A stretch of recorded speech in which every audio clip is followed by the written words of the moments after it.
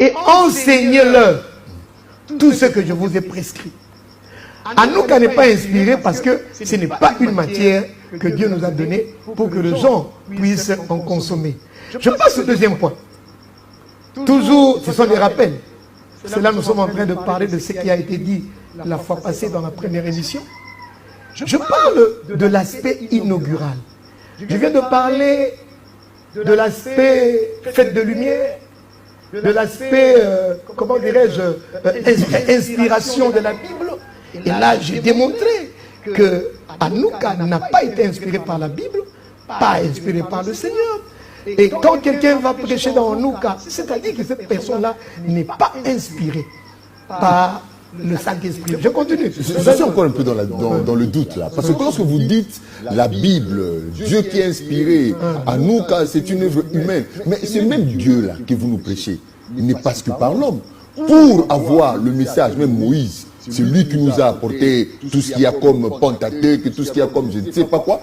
Même apôtre Paul et les autres là, ils nous ont apporté l'évangile, les enseignements, ainsi de suite. Mais Dieu est passé par eux. Alors pourquoi refuser que Dieu passe par ses rabbins, par ces personnes pour nous apporter aussi les messages? Très bonne question qui me permet de donner une autre précision de taille. Cher Rémi, écoutez-moi. Oui, je vous suis. Le Talmud que vous semblez défendre en ces lieux. Non, je ne défends rien. Le Talmud il y a une question qui taraude là. Le Talmud qui institue la fête Hanouka, le Talmud a horreur de Christ.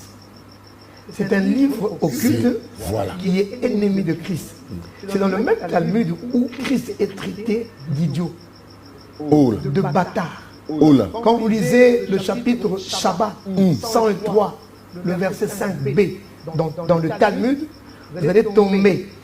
Et laisse-moi te dire, le Shabbat 103, double point, verset 5b, vous allez tomber 103, le verset 5b. 5b. Ah, okay. Vous tombez sur des telles déclarations. Et il n'y en a pas un seul, une seule plutôt. Il y en a plusieurs.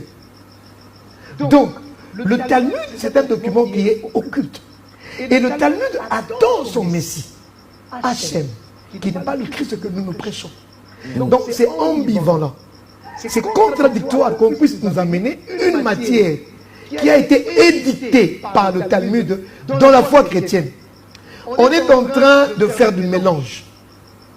Aujourd'hui, on vient prêcher la bonne parole.